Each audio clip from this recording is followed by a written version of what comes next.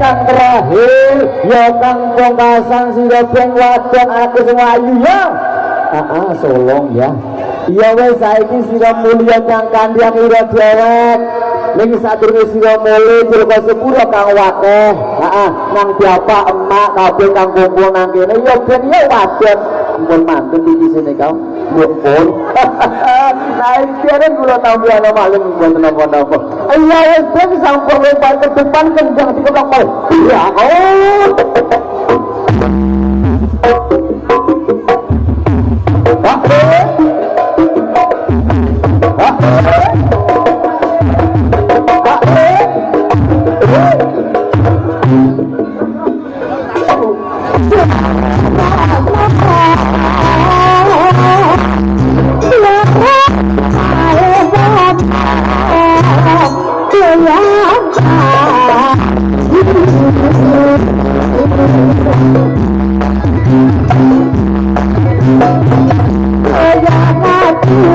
Yeah.